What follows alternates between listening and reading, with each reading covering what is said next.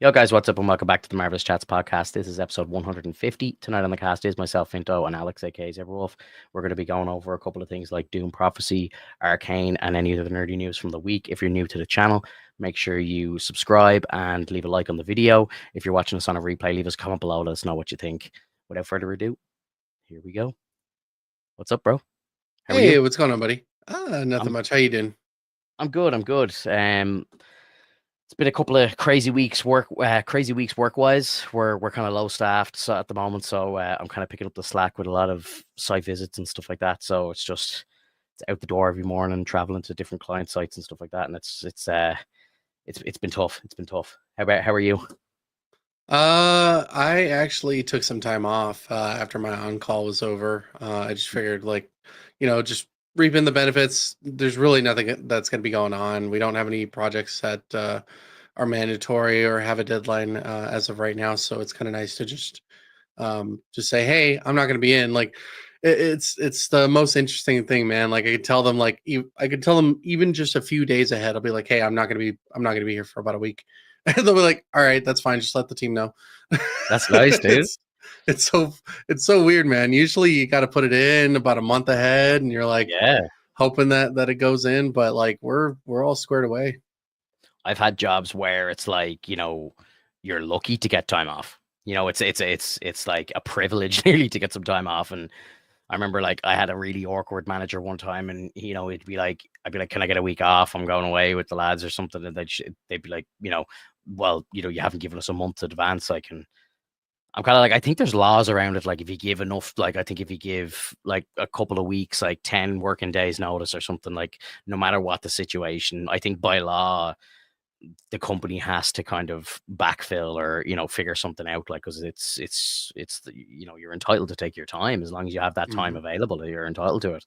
So yeah, like I'm in a lucky position now. Like, if I needed Wednesday off, like, it was a bit of an family emergency or something like that, like my manager would always just be like, "Look, yeah, just we'll figure it out. Like, it's no big deal. Just take the time."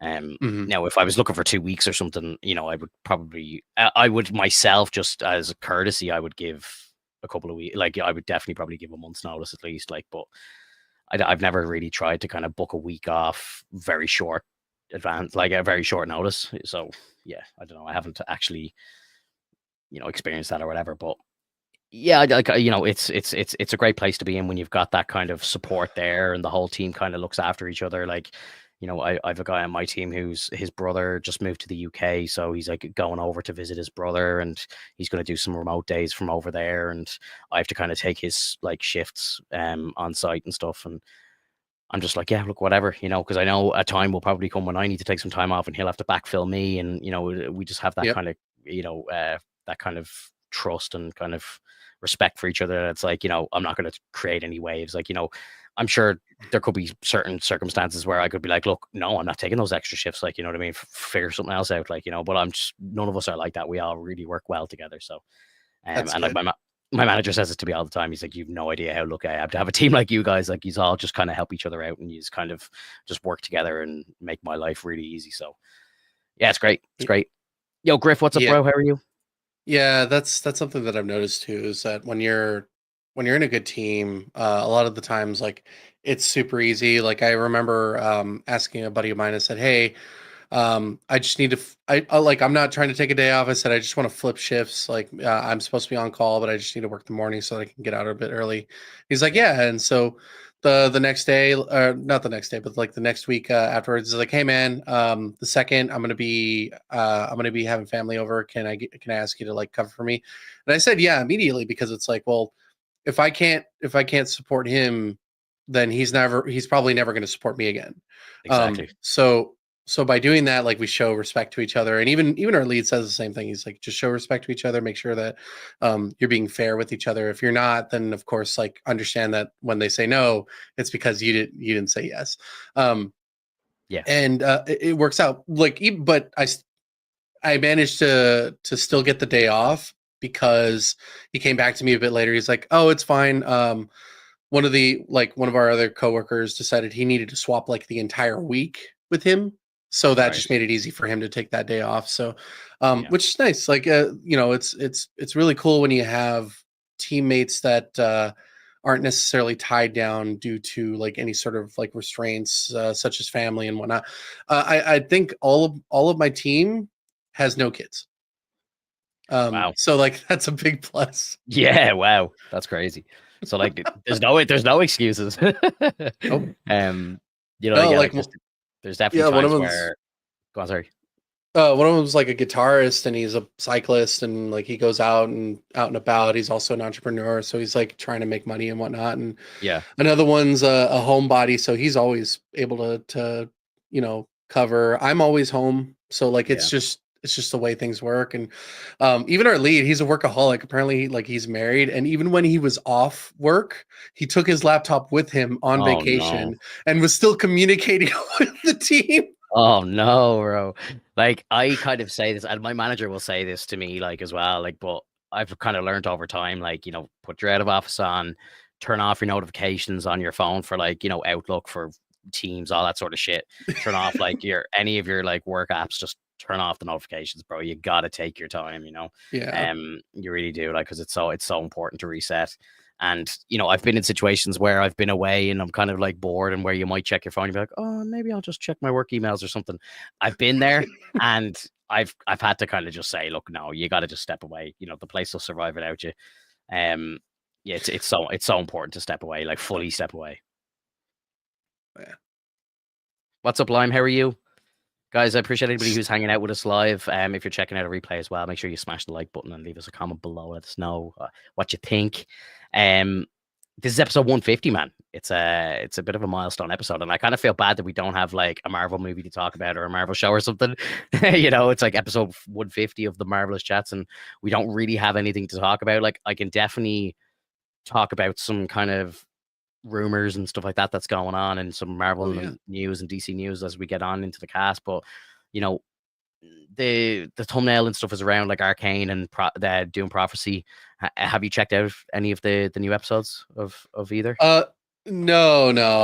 I was supposed to this morning, but I was just so tired. Like I was like trying to stay awake while I was watching it. I'm like, oh, I'm not going to give it like my 100%. I don't want to do that, and No, you're feel better like off.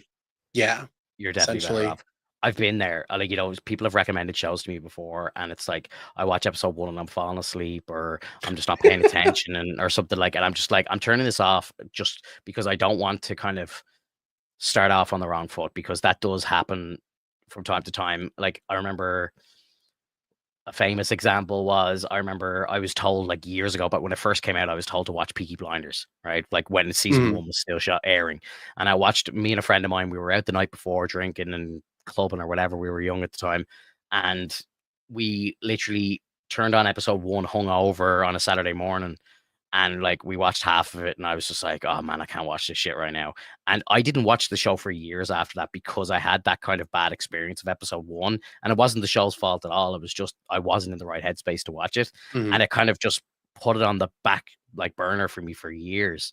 And then I went back, like my missus was like, oh, you've never seen Peaky Blinders? I was like, I actually half watched episode 1 one time, and that was it. Like, and it's just one of those things where it's like, oh no, you have to watch the show. And when I went back and actually gave it some proper time, I loved it. You know what I mean? So like, I think you gotta go in the right mindset. Like Zavin, from our community, like he literally has been telling me to watch this anime for ages now.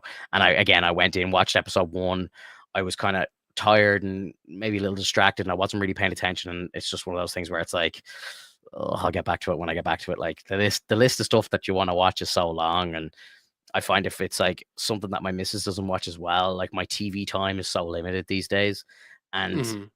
if it's something that she won't watch, I have to try and find solo time to watch stuff. And that's even harder, because most of my solo time now goes to like my gaming streams and stuff like that, and the gym and all. Like, so I'm just like, I don't really have hours to sit in front of the TV by myself and watch something by myself that nobody else in the house is watching, if you get me.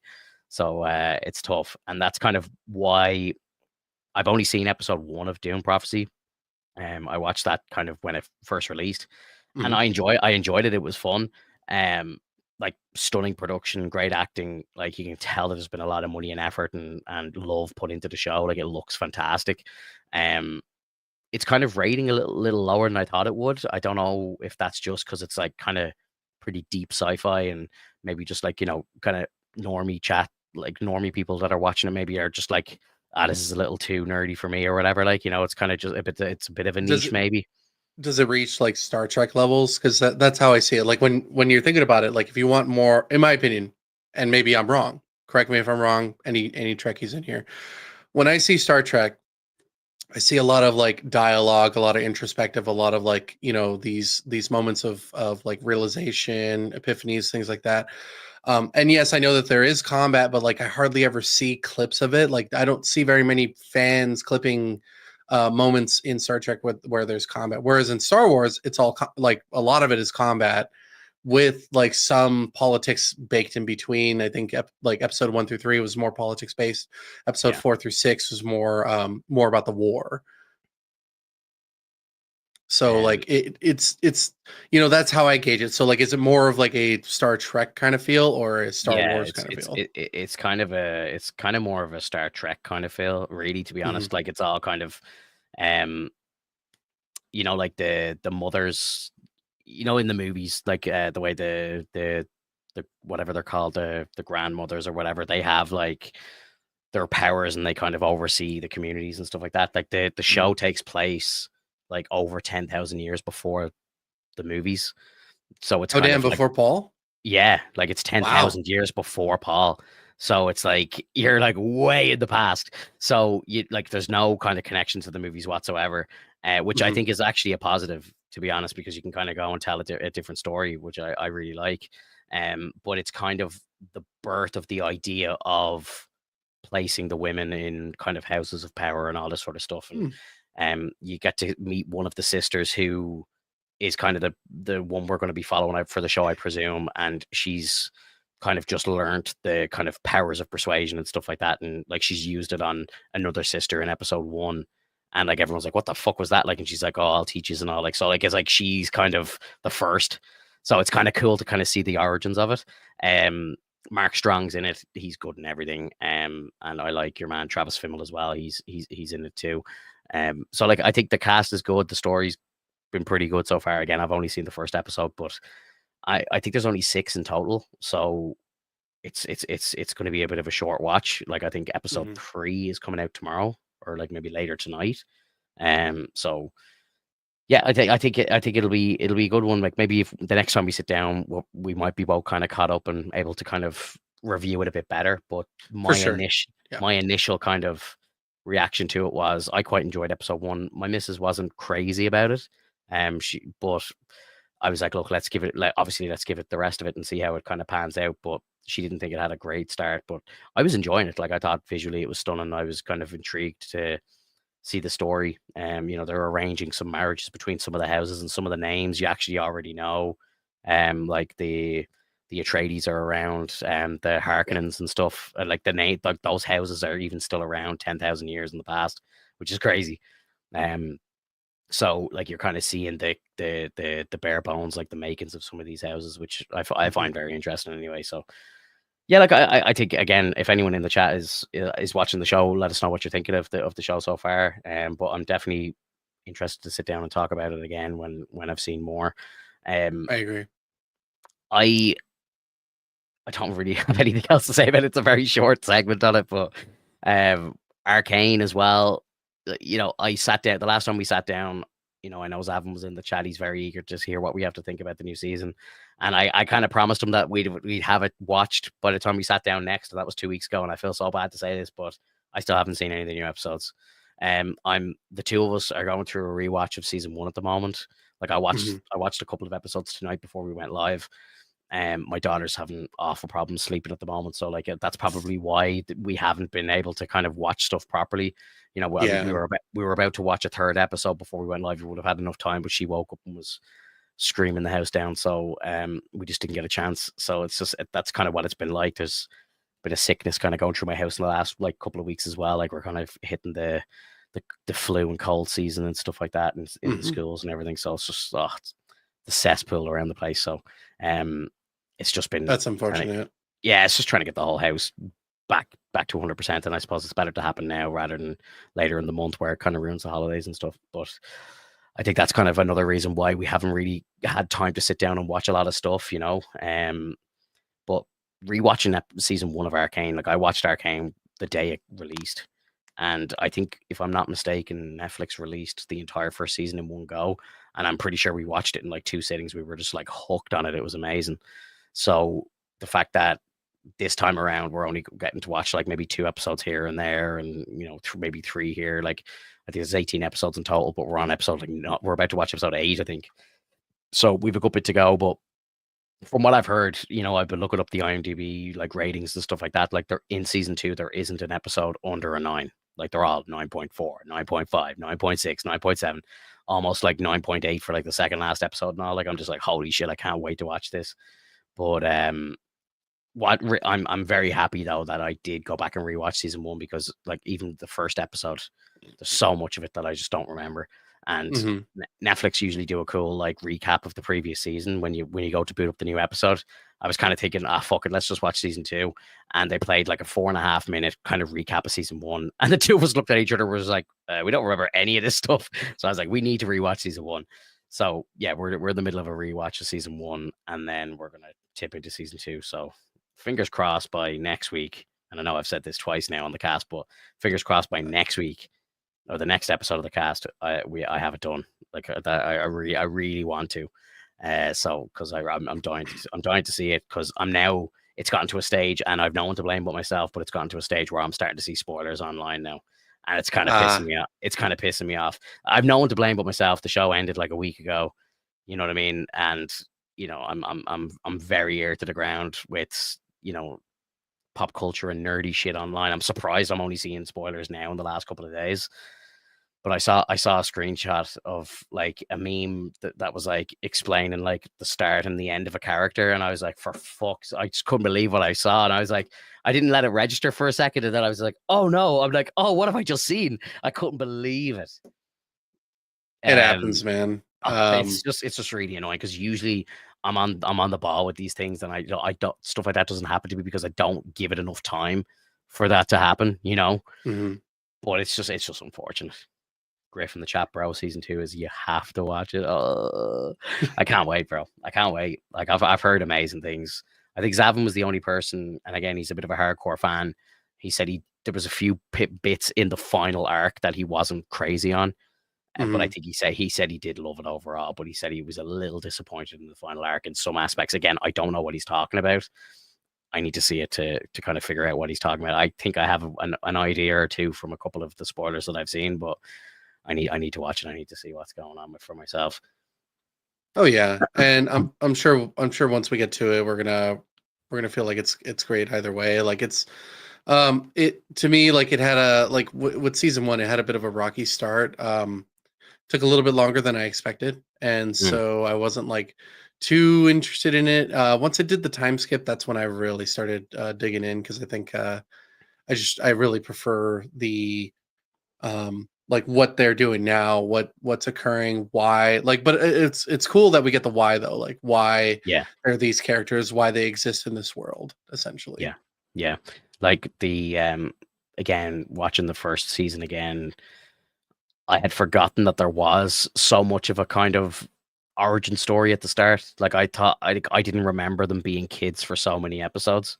Like, yeah, I fully agree with what you're saying. Like, you don't see like Jinx become Jinx until like episode 4 or 5, and you're like, holy shit. I was like, I had forgotten that it takes that long. Yeah. What a transformation on the hair though. I think that's really cool. Like, how her hair just got incredibly long over time. Because it looks like she has very short hair from the front, but if there's some shots where you see the back of her head, and she does have It's like a starting to kind grow. of braid growing on the back. But yeah, she's obviously never cut her hair. I'm always saying, like, I want to do that for my daughter. Like, my missus is like, oh, we got to give her a haircut. I'm like, we're not touching her hair for years. I want to see it get long. We're turning her into Jinx. Well, maybe not. Maybe not that. She's already enough of a menace. I don't want her to be that much of a menace. But I'd love for her to have very, very long hair. Now, I know it's kind of selfish, because I'm not going to be the one that's kind of combing her hair and doing it up most of the time. Like, it's not really on me, but I'll learn for her, I suppose, to tie braids and shit. I suppose all dads need to. Did you finish season 1? Like, you're yeah. Oh yeah. Okay, cool. Yeah, because I know Zavin was very eager for you to watch it as well. Oh yeah. I had part of me was thinking that like he eventually was going to give up. Like, oh God, forget it. He's never going to Yeah, watch in. yeah, It's that's like hilarious, man. it just takes me a while, or I forget and whatnot. So if someone reminds me, eventually I'll get around to it. Hmm. And of course, I was on like the whole journey with watching One Piece with Katie, and Are I'm you caught up? actually, huh? Are you all caught up now? She's caught up. Oh yeah, she's been caught up. Like we're like Wow, now we're just sitting on the hiatus. that's crazy, dude. Fair play to Yeah. her. Tell her I said congratulations, because that's an achievement, man. That is an Oh yeah, achievement. dude. And there's actually a couple people that I've been talking to that I told them like they need to watch it right now. Like at least, whenever we get the chance, I'll watch. And I told them, I said, I'll watch it with you. And they were like, Yeah, sure. So like now watching you're it all starting over again. again. Yep. Oh, you're insane. You're I insane. I, You're almost as I bad as love that. Evan. Like you're almost as bad as Evan, because he's like watched like the first season of Arcane like 100 times. Like he literally like will just constantly start it, restart it, like finishes the last episode, goes back to the start, starts it again. And yeah, you're there as well, bro. I love it. It's it's fun, man. It's exciting. I love going back to it and like catching little things here and there. And Oh, I'm it's sure there's just probably loads of little bits that you're missing here and there. Yeah, a oh, lot of information. 100%. Always catching Griff, something new. Griff says 1,100 episodes. Yeah, I don't know. Yeah, you say that now, and then you go and think about like any of the shows that you really loved, especially for things that like had long amounts of seasons. If you think about it, every episode that you watch that's about an hour long in terms of a live action show, like let's say True, like I don't know if True Blood was, I think True Blood was like 42 to 50 minutes. You do that, you have Breaking Bad. I think Breaking Bad was hour longs. That's Was. the equivalent. That's the equivalent about 3 episodes per. So like you're watching a ton of episodes within one shot, if you think about it that way. So like Lost, yep, Lost was another one. Like those are things where like if you really enjoyed it, you committed to it, you're gonna watch it. And so like for people who are like, oh, 1,100 episodes, yeah, I don't know. Like I get it. It looks Yeah. scary, but it's so fucking fast once you get into the rhythm of it. Like Well, you the fact start you're go watching 3 times more episodes than an hour long, like you're saying, like, like I've watched like Supernatural. For me, like Supernatural's like 42-minute episodes. So you're watching, that's like 2 episodes of One Piece. I think Mhm. there's like maybe 350 episodes of Supernatural. And I've Which is I've I've seen all of them at least once, right? So there's some yeah. seasons that I've seen maybe 2 or 3 times. There's like I've watched the whole show from start to finish twice, I'm gonna say. Mhm. And then I've seen like, the first 6 seasons, maybe a second or third time or fourth time even. So yeah, like I've It definitely put in 1,100 episodes of time to other things. But I right. understand where Griff's coming from, because it is a very daunting episode. Like it's a very daunting number to look at when you're like, this is a brand new show. It's something I haven't seen. I don't know if I love it yet. I'm gonna start watching it, and it's like, fuck, 1,100 episodes. It Because I'm the type of person as well. As like, if I give season one a go, and like, let's say I think it's okay, I'm gonna want to watch more. And for me, like, knowing that there's 1,100 episodes, I would really want to love it, because I know what I'm about to get myself into. Whereas at least sometimes you kind of know, like it's unknown how long it's gonna go for. You know. right. Well, I mean, that's why I say give it the old college try, give it a shot, see how many episodes you go into. And if over time you're like, that's not for me, then guess what? You actually tried. I think that's what True. the majority of people want for people who have not watched the show whatsoever. And that's what I want for people who haven't watched the show. It's very, very much Finto, like that episode of SpongeBob SquarePants where Squidward has never tried a Krabby Patty in his entire life, and everybody loves Krabby Patties. And Squidward will absolutely not try them. And SpongeBob goes, "Oh, you know what they say, Squidward? The only people who don't like One Piece have never really tried to watch it. So you need to try it. You need to give it a shot, and I highly recommend it. Um, not because I think like, oh, I love it, so you'll love it. Dude, like people love it even when they thought they didn't love it. Yeah. It's fucking weird. It's almost cultish. It's very much like a situation where like it just starts bringing you in. Mhm. And then, dude, I cried over a fucking boat. I cried over a fucking ship. Like, I teared up. Like, Katie cried over that same boat. I wasn't expecting that. Like, it was so emotional because you were on that journey with that ship. They had gotten that ship like early game. That's like in the tens, like in the first 10 episodes, they get that ship. Then 300 episodes later, they lose the ship and they're blubbering, like all the crew members are blubbering, crying, and you hear the ship that has a spirit in the spirit. It's like, thank you for loving me. And it's like, oh God. I can't. And you have like characters who are like, I want to live. There's characters like, please help me. There's just so many different moments. And, it's just, I think I've shown you a couple, Finto. Like, remember you've seen the first episode of the live action Netflix, like One Piece. I watched the whole show. Yeah. That moment when Nami's asking for help in the live action, that is fucking garbage compared to the fucking anime. I swear to Christ, like, it's so fucking good when you watch the anime, because in the anime, it's so meaningful. Like the village people are on their way to go and attack Arlong because they're like, we're tired of this. We're tired of being like taken under by this fish man. We want to have our village back, and we're tired of Nami feeling like she's being taken advantage of. We know you tried to save our village, but it's not working. So we're going to go and attack. And she's like, if you leave, you're going to die. Everybody's going to die. And they're like, we don't care anymore. We want to die. And so she's freaking the fuck out. She's literally like scratching at the ground. She pulls out a knife and she starts stabbing her fucking tattoo of the Arlong pirates on her left shoulder. She starts fucking stabbing it. Yeah. You showed me this clip. I've seen it. Yeah. I've seen it. And she's just so mad at Luffy, and Luffy didn't hear a single fucking word. And the coolest fucking thing is, like, after rewatching some of the episodes right now, she was like, I could tell you about myself if you like. And he's like, don't care. I just want you on my crew. And when you get to that point, he's the same fucking way. He's like, I don't care about your past. Like, literally, he's like, what do you know about me? Nothing. What do you care? What do you care about what I've done? It's like, nothing. And then she's like, get the fuck out of here. Get the fuck away from me. And then she just starts crying. And then you see her turn over to him and go, Luffy, help me. And he puts his hat on her head. And she comes to this realization, like, that's his treasure. He even said, nobody touches this hat. He let her wear the hat. He walks a couple steps and he shouts to the fucking heavens, of course I will. It's so fucking good, dude. And you see like the rest of the crew just standing there because they're ready to fucking go.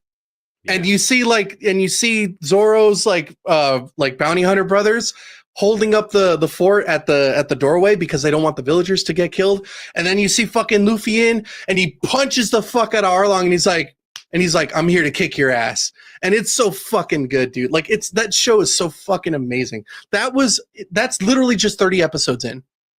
Just 30 episodes in. It wasn't even like 100. Like, that's the beginning. Even in episode, like when you go into the Serp village, when you learn about Usopp and the fact that he's a liar, but he's a liar because he was abandoned by his father and he was like, and his mother died at an early age. And it's like all these different fucking things. They all have different tragic backstories, and it all amounts to basically them learning how to cope with it and to be friends and to essentially like overcome everything. Like, it's so fucking good. It's so interesting. It's so amazing. And I can't stop talking about it because I really think everybody should give it a try. But if you don't like it, that's fine. You tried it. And that makes me happy that you tried it. Yeah. That's all it boils down to. If you tried that Krabby Patty and you didn't like it, guess what? You tried. Yeah.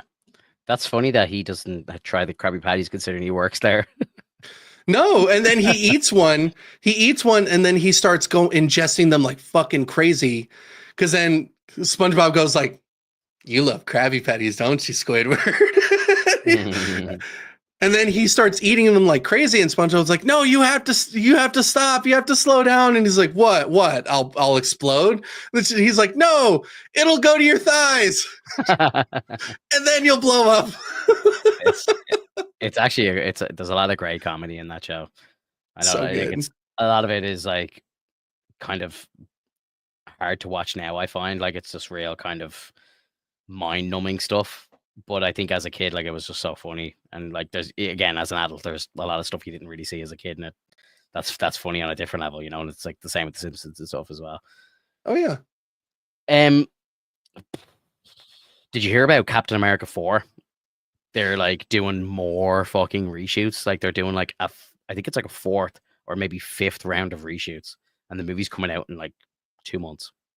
So that makes me wonder, like, what exactly do you think happened that prevented them from having to go forward with some of the shots? Do you think it was world events? Do you think it was anything in particular that occurred? Like, do you think, did anything recently happen that they thought that maybe they should do reshoots for, and then you noticed that? I don't think so. I know what you're trying to say, like real world events, like maybe force them to kind of change the storyline or something. But Yeah. I think what's actually happening is they're doing screenings of the movie, and people aren't liking it. People are just like, this doesn't work. No shit, it doesn't work. It doesn't have actual Hulk in it. Yeah. Yeah. It needs actual Hulk. It's okay if you put him in as a secondary character again, but you can't have Red Hulk without Hulk. That's kind of weird.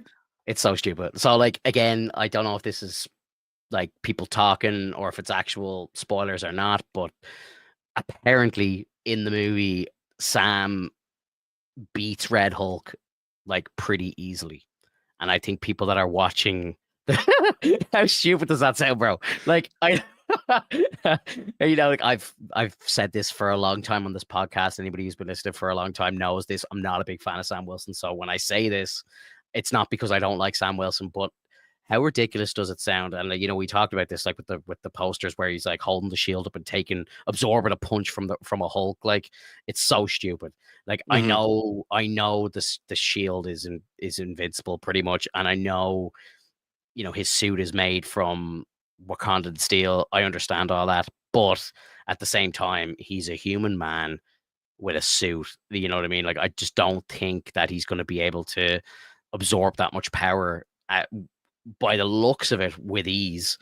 And from what I'm hearing, he's beating him in like one fight or something like that, something stupid. Which is it's the worst, man. Oh, it's mind numbing, bro. Like every story trope, like you have the hero fights the villain, loses, has to kind of pick up the pieces or go look for help or invent something or get a new weapon or this is classic storytelling. You know what I mean? The hero has to go with his leg, like with his tail between his legs, figure out how to solve the problem, and then go back, and then he gets the triumphant victory. And that's usually how storylines go. Yeah. If he comes in and just like one taps fucking the Red Hulk, it's just going to be so stupid. And from what I hear, that's what's happening. And I think maybe the latest reshoots are them potentially putting in another fight. A fight kind of earlier on in the movie that he loses, or maybe they change the order of the fights and they change the stakes, or maybe they bring Hulk in or something like that. It feels a bit silly. I mean, it's like, what are you gonna do? Like you literally don't have the manpower to fight against a Red Hulk. You literally need Hulk to fight against that. Like it's the super soldier serum situation. Like yes, like that's a very strong, powerful like serum that it was used. It's used on multiple characters. But can those characters really stand up to to massively strong characters like Hulk, Red Hulk, and Abomination? Yeah, they can tactfully get around to it, but then it gets comical. Like you gotta find like your middle ground. If Sam manages to use the shield so well that he beats Hulk, I can believe that. But I don't believe that currently because he can't pick up Red Hulk. Red Hulk will just get angry and then just like set his ass on fire. Like he's just gonna radiate heat and just burn him up. Like if he gets too close. If all these different things that you kind of take into consideration, and like why, like what entails when it comes to like these characters fighting, like why are they fighting, like what's actually going on, what's the point of them fighting, like maybe they shouldn't fight whatsoever. Like there's shows like there's Hulk and the Agents of Smash, like that's a full-on show with Hulk pairing up with I think Red She-Hulk, Red Hulk, and I think A-Bomb, which That's cool. That's fun. Like you see those moments where like they kind of like reluctantly help each other and whatnot. And that's kind of what Ross is. Ross is like a bit of an antagonistic character, but he's also a deuteragonist in a sense. Like he's kind of like in the middle ground of things. Like he might help here and there. He might be a bit of an anti-hero at times, but like ultimately it starts out with him being kind of like a rage cage, you know? Mm-hmm. Yeah. So Bro, I've never like I've been actually rewatching, and I know this sounds ridiculous for me to say this after the start of the cast where I say I haven't had time to do things, but I've had like some of the Marvel movies on in the background while I'm doing things and kind of half in and out. And I mhm. watched like Avengers 1, I watched like Age of Ultron, I've watched like Infinity War and Endgame, like, and we even like last night we were showing my son some of like the parts in Endgame and stuff. And like I love Steve Rogers. Like I shouldn't love Captain America as much as I do. I don't know. Like I just love Captain America as a character. I love Chris Evans. I think his portrayal of him is just perfection. Like I don't know what it is. I fall in love with the character, but Mhm. and with how much I love this character, I don't think Steve Rogers could beat the Hulk in a fight. Do you know what I mean? Like maybe strategically he might be able to kind of, I don't know, like, put him in a bit of trouble and maybe like deter him or something, but he's not like flat out beating him. He's not knocking him unconscious and kicking the shit out of him. Like I don't see Y- that happening. Do you know what I mean? Eh, Right. and first, and to think of how powerful Steve Rogers is and like everything that he's done in the MCU, like just taking the MCU Steve Rogers, by the way. I'm not talking about comics because I don't know. Right. Yeah, it's I completely don't know. different. Yeah, I don't know enough about Steve Rogers in the comics to be able to comment. Maybe Steve Rogers in the comics has kicked the fuck out of the Hulk before. I don't know, but I'm just going off the MCU here. Mhm.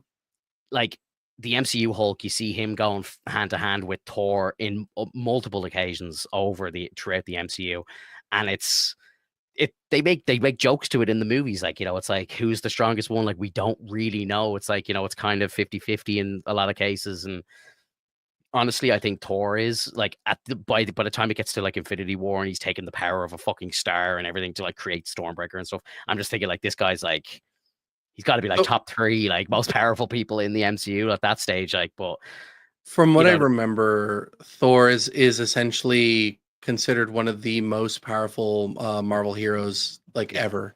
You he'd know, have to be, Hulk. bro. He'd have to be. Right. Well, like, and he also gets stronger with age. Like Yeah, yeah, they've shown that in like different like animated shows as well. They did it in like Earth's Mightiest Heroes when they were doing Thanos versus the Avengers, and Captain America uses his smarts to basically outwit Thanos by telling him it's like you can beat us all with each stone, but can you beat us with one?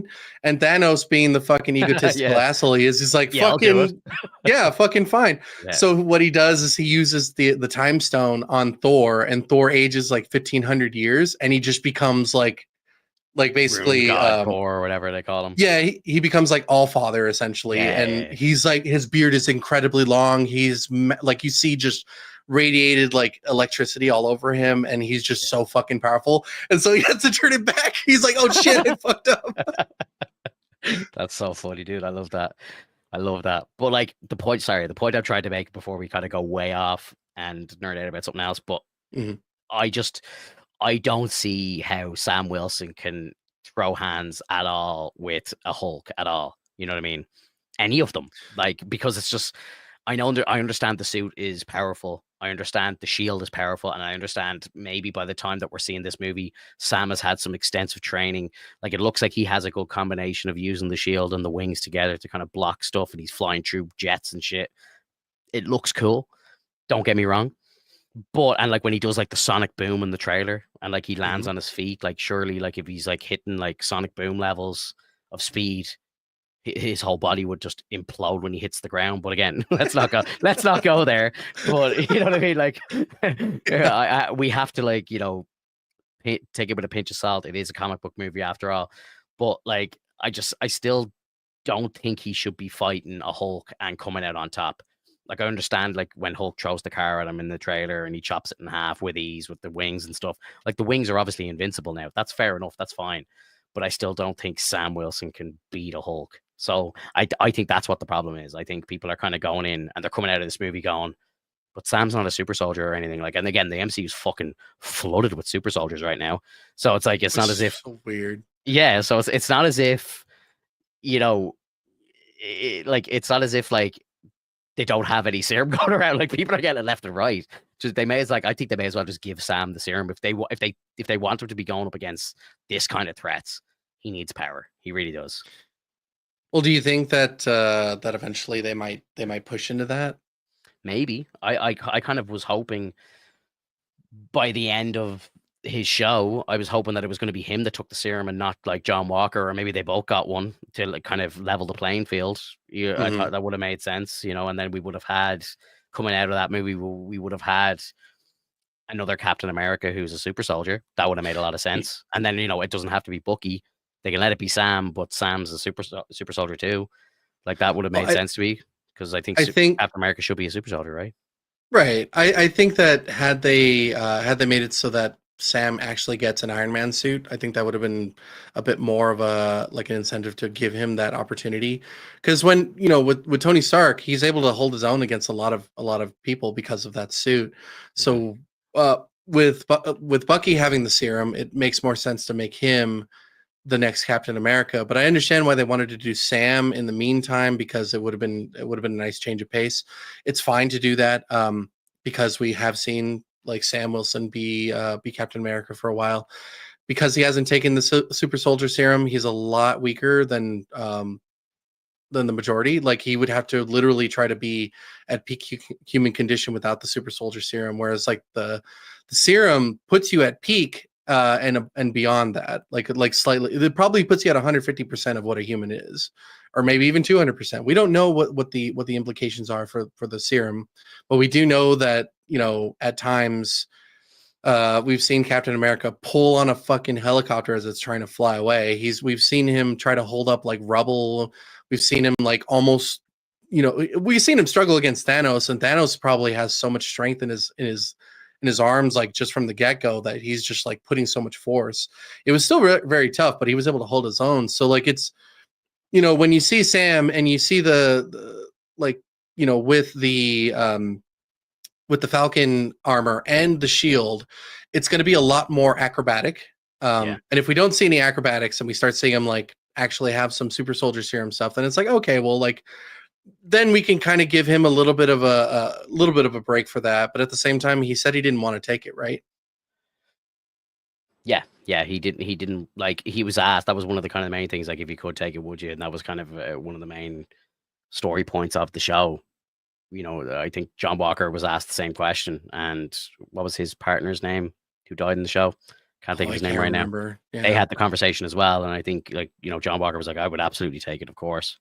It's like he's aiming to be Steve Rogers, like he's trying to be Steve Rogers 2.0, whereas Hmm. Sam is trying to do his own thing, which obviously I respect. But yeah, I don't know. I just kind of think Captain America should be a super soldier. Battlestar, thank you, Griff. Thank you. Yeah, Griff's over on Twitch and on here on YouTube as well. I appreciate that, dude. Double lurk. Thank you so much. Nova in the chat over on Twitch as well just kind of basically said the same thing that you were just talking about in the chat. Hmm. So, without the super soldier serum, he's just Iron Man with wings. It's a fair point. It's a really fair point. And I don't really find Rhodey like War Machine as a very interesting character either. So Well, I he don't know. could have I can't. he could have been though, like, but they kept putting him on the sidelines for too often. Yeah. Well, like, yeah, he's a glorified sidekick, like, of course, but Because they it'll never be gave him the suit. Like, do you it'll be remember? interesting. Like, count how many times he's been in the suit and actually fought, and it's like maybe 3 from what I remember.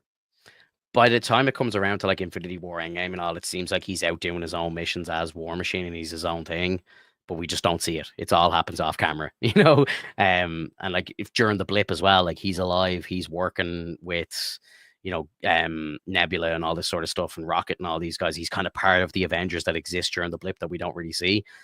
But again, it's all kind of stuff that happens off camera. And now we know as well that it was a scroll the whole time. So like when I went back and I'm watching like Civil War and stuff, all of it just seems like less important now as well with Rhodey's character because it's like we now know the exact moment when he got flipped over and became a clone. So it's like none of it means anything anymore, like because it wasn't the real Rhodey. So that's what interests me most about his character is when we see him next, it's going to be the real him, and he's going to be like, what happened? Because he was knocked out for the whole time. Like he's been knocked And out since Civil War. It's kind of fucked up. Like, well, and Don Cheadle's not exactly young anymore. yeah, he's up, he's getting up there, all right, for sure. Yeah. It's a very tough situation. I think it's very hard to set up these kind of shows and just assume that these actors are going to be able to play that role like indefinitely. I think that even if you were to play like 30 to 40-year-old actors who are playing these different superheroes, you need to change. You need to treat this like Bond movies. You need to treat this like they do a couple runs, and then all of a sudden you have another Bond. Like you need to keep swapping it up so that it can consistently can create this um, the sense of like continuity without the need to really care about whether or not it's a different looking character. Now, like it's tough for sure because so many people like different versions of different characters, but I think that's where the fun is when it comes to all these different characters. Because when you see answer me this, Fitto. Do you bat an eye? Do you feel upset when you hear that like it's no longer Val Kilmer, it's George Clooney, it's no longer George Clooney, it's Christian Bale, it's no longer Christian Bale, it's Robert Pattinson. Like, does it fucking matter to you? Like, is it as long as they play a good Batman, is that all that matters? DC, I suppose, are a little different because there's so much kind of elseworld shit happening, and there's so much like different universe stuff. It's not the MCU. It's not a connected universe per se. Now I know DC are trying to do that now, but like back in the day, like with Val Kilmer and George Clooney and stuff like it was just it didn't That was it was continuous. it was, but there was no kind of shared universe. Like, so there was no Superman. Well, obviously there was, but like they weren't connected. There was no connective tissue anywhere. So it was kind of just like, oh, they've changed the actor. Okay. Like, I didn't think to Right. ask these questions when I was a child, when I was watching these things, but I presume there's reasons for that behind the scenes. I'm sure there was a Right. reason for it. Um, I don't know what those reasons were, probably box office performance and stuff like that. But, in the MCU, do I care when there's recasts? Probably.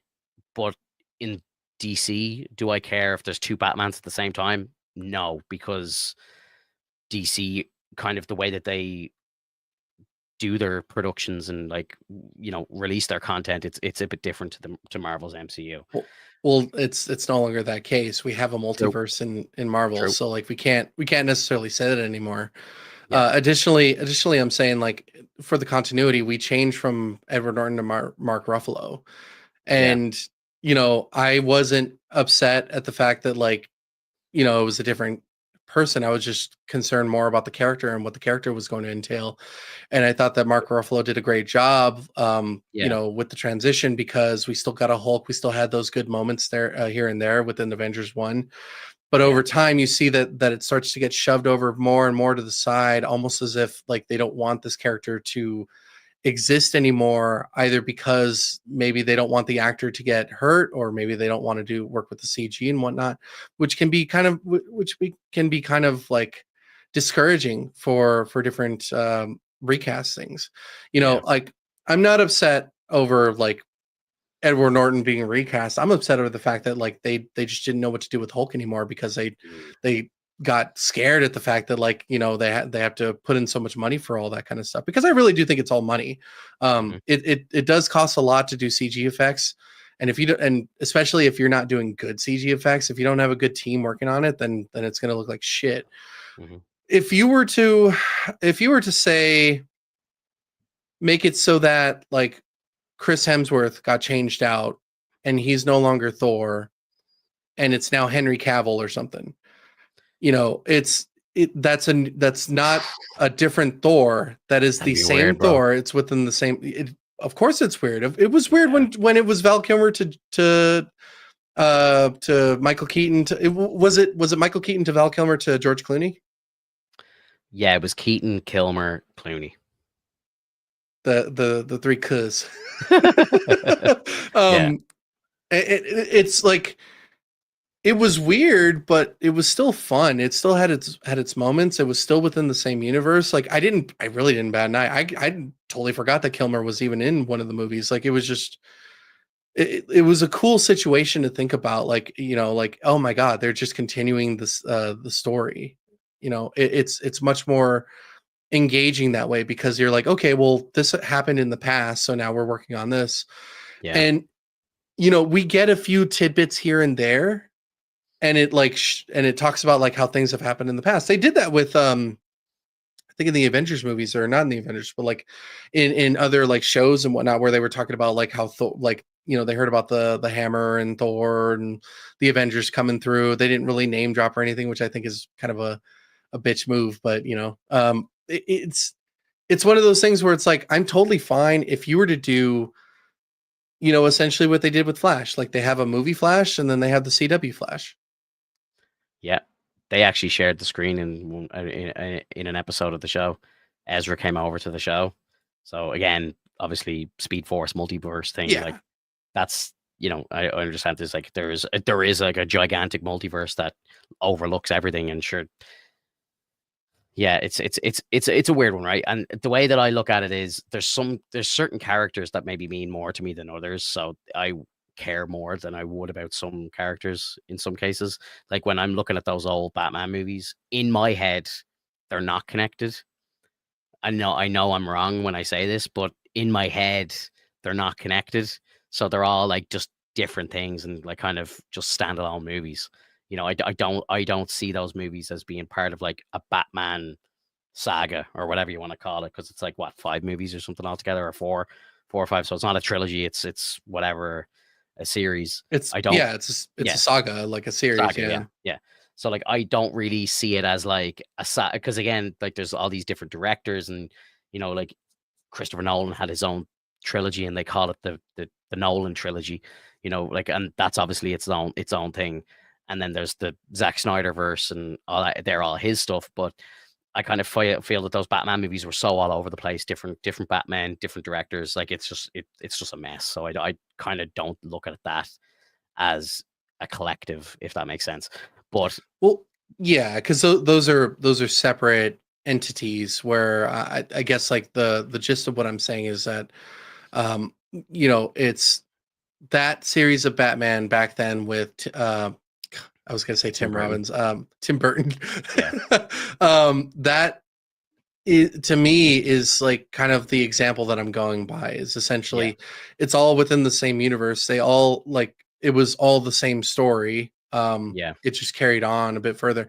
It didn't really like push in on the like the things that happened previously. They may have yeah. mentioned it here and there, but like it was more Do so they? you could tell that Do you they could officially? Do they officially, like, so say Keaton does the first two, right? When you go into Val Kilmer's first movie, do you actually is that actually Keaton's Batman, but just played by somebody else? 100% because it's Yeah, within the same setting. yeah, You could totally tell it's within the same setting. yeah.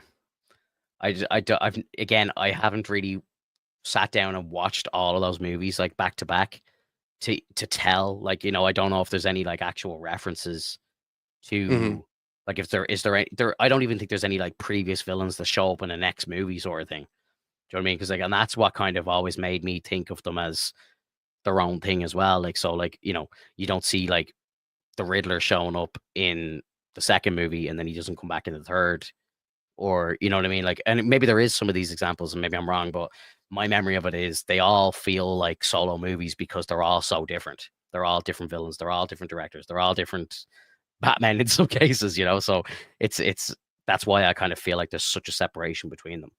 Hmm. But I kind of want to go back and watch them all now and actually, have the magnifying Like glass out and watch them, and like see, like, is there any reference to the first one here?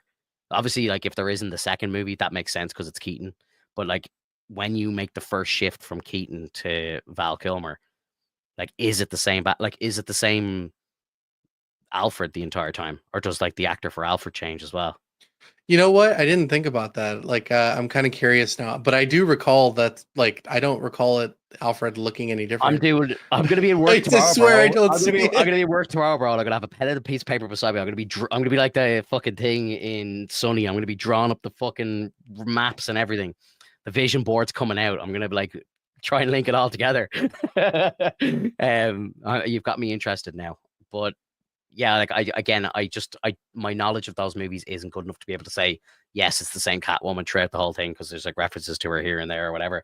It just feels like each of the villains is like a one and done. Mm, You know what I mean? And then as well, some of the like again, you could have a different Alfred, but if I remember correctly, the actor who played Alfred in those movies was so fucking old, so like he could have died in between a couple of them, and they might have just recast and not have really explained it. But is it the same Alfred? Like, you know, it's like it's hard to know. I just feel like there's such a separation between all those movies. But to answer, like, right. to try and answer your question, like, so you know, while you were talking about it, I'm trying to think of examples. You know, I I really like Ben Affleck as Batman. I was upset when he lost that role, and that's kind of down to the whole Snyder thing. Henry Cavill's another perfect example. You know what I mean? I don't like this David Cornsweet guy. Maybe he'll make a good movie. We'll find out soon. I think there's rumored to be a trailer coming out in the next couple of weeks. I believe we're gonna get to Mm. see the first trailer, and like there's so much riding on that trailer. I think it's very like people are really waiting to see what this movie's going to be like because there's a lot of controversy around the recasting of Cavill and everything, and it's just such a weird move. James Gunn came out and said, we want a younger Superman and all this sort of stuff, but they're doing an older Batman. They're doing like different human lanterns that are like, way down the line of the lanterns. It's not Yeah. Hal, it's not John, it's fucking Kyle, and it's like the Which rest is, of the DCU seems like it's aged a lot. So why the fuck Cavill not just be Superman? Like, you know what I mean? Like it just seems so weird. Like it's just I really feel like there's a lot of speculation out there that like James Gunn just doesn't like Henry Cavill, and the more that like stuff goes on, it just kind of feels like that is the way. Like he's come out very recently. There's a clip of him online talking about Peacemaker, and it's like he literally says the line, "There's things in season one that are canon, and there's things in season two that aren't." And it's like, how mhm. the fuck does that work? He's picking and choosing what the canon is in a show that's finished. And it's like, well, this is canon, this is canon, this is canon. Oh, but that part there, no, that's not canon. So like he's Yeah, literally that like, doesn't make sense. oh, dude, it's crazy. And like I think he kind of laughs and he goes like, what I'm really talking about is the part at the end where the Justice League show up. And it's like, obviously because that was Snyder's Justice League that showed up. Hmm. And it's like, but all the other characters that existed and stood beside the Snyder characters, you're saying they're canon. It seems messy. It seems very messy, dude. It seems messy. I'm scared as a DC fan. I'm very scared. I'm really hoping that it's going to be good, but I don't know. I really Yeah, don't know. hard to tell with that one. I do wanna pull back on the whole Alfred situation. Go on. His name is Michael Goh. Yeah. He has been in all of the Batmans. Ooh. He was So in every single one. that's cool. That's cool. Okay, so yeah, it is a different Bruce, or it's the same Bruce played by different people. Yeah. That's cool. Yeah, I like it. So, like, do you call that like the Burton verse? Because I know Burton didn't do them all, but like he did the first two, right? So, like, is it like the Burton universe or I whatever? Well, I thought Burton did all of them. I thought because Batman and Robin felt very Burton. I Like, think it was so fucking I'm weird. pretty sure Burton only did the first two, Oh, and wow. I think that could be the reason as well why they maybe recast because Keaton didn't want to do it without Burton and blah blah blah. Again, real world Gotcha. politics getting in the way, but I'm pretty sure that it wasn't Burton who did three and four. Oh, okay. Yeah. Joel Schumacher Mm, did yeah. Batman and Robin. I don't know if he did Batman Forever though. Did he? He did. So yeah, Joel Schumacher was in Forever and Batman and Robin. Yeah, they weren't as good. The Burton ones were better. They I don't know what Joel Schumacher was thinking, but he wanted to go silly with it. That's Yeah, for yeah, he sure. went super silly with it, and I don't know if Like that was just at the time, like that's what was popular or whatever. it, Like they were kind of trying to go more like Adam West sort of thing yeah, rather than because they dark. had they had Tommy Lee Jones do that shit, which like the dude never gets silly. Yeah, because he's a fucking great actor.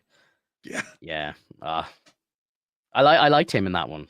That was Batman and Robin, was it? Or was that Batman Forever? Um, I was Batman. confused. I think Joel Schumacher did both. So in Batman Forever, I think that was Tommy Lee with Jones Tommy Lee and Jones. Yeah. Riddler as well, right? Was Jim Carrey. Yes.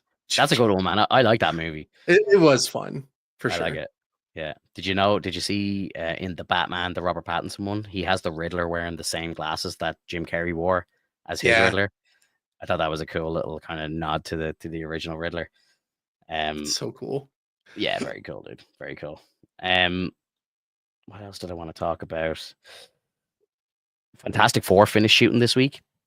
There was a picture that was going around. I don't have it on me now to share it on the screen, but I'll post it in Discord later. But there was a picture that is kind of floating around the internet. It's got a lot of people talking. It's Mhm. basically Pedro Pascal. I don't know if you've seen it, but he has his arm around somebody, and it's like a mystery character. And they've kind of like put like an emoji or whatever over their face to cover the face of who it is, and people are going mad online trying to guess who it is, and some people are saying it's Cillian Murphy, some people are saying it's Robert Downey Jr. and all, and like it's the dude's wearing like a hoodie and stuff. I was like, I don't know if I've ever seen RDJ wearing a hoodie before, so I don't know. But apparently, there's a mystery character in the movie, and he's at the rap party, and like Pedro's like they're having drinks together, and Pedro's got his arm around him and stuff like that. A lot of people are saying it's RDJ. I don't know. I don't know. Hmm. Yeah, it makes sense because I think like it's kind of heavily rumored and heavily known that RDJ is going to be in the after credit scene of Fantastic Four. So maybe that's like the last scene that they did. I don't know if you Mhm. saw this during the week, but there was a video. It was like one of the last days of production. They were sneaking somebody into the set. There was a video going around on Twitter. It was all over the place, and it was like somebody walking him in, like it was a bouncer walking him in. They had a coat over him. They were covering who it was. But I think it's going to be like a misdirect, and there's going to be like a Doom from a different universe, and I think it might be like Cillian Murphy or something like that that they've got to play like an alternate Doom, and then like Mhm. Doom Prime will be like RDJ or whatever for Doomsday and Secret Wars and stuff. Well, I'm kind of wondering how they're gonna play out Doom. Really, I really hope they don't make it silly. I think Doom deserves to be as much of a serious character as we deserve. Is Hmm. very much Doom is very much a very serious character, and even if people crack jokes at Doom, he's going to take it as if it were serious. And I think that's where the funny part is that this guy takes things way too seriously, especially because of all the things that he's dealt with in the past. He's very cocky. He's very like sure of himself, and he's obviously one of the smartest characters in Marvel history. He's I don't know. I don't remember if it's like always a toss up between him and Reed, but like it always feels like either one of them's got the upper hand, or it's just or Doom is just always 2 steps ahead. He might even be 10 steps ahead. It's so fucking weird. He stood up against Thanos. I think he's gone up against Galactus. He's stolen the cosmic powers before. He's stolen the Infinity Gauntlet. He has his own fucking Council of Doom. Um, because there's the Council of Richards and then there's the Council of Doom. You have like different iterations of Doom that actually have the different Infinity Gauntlets with the rings, or not with the rings, but with the gemstones. And it's just so fucking cool if we get that kind of iteration. And I think that's probably why they're moving into Doom that way, because it fits the same bill that they were probably trying to get with Kang, where Kang was like, they had the same thing. It was council based. It's also time based, reality based, and whatnot. But we'll see how far up its ass it's going to get, because I highly doubt it's gonna stick the landing that well, unless they perfect it with the proper Doom that we need. But I highly I doubt it, because it's just been way too silly. I've got like faith because I was listening to the Russo brothers talking about like why they came back, and they felt that Endgame was their end, and they felt like there wasn't really a story to tell.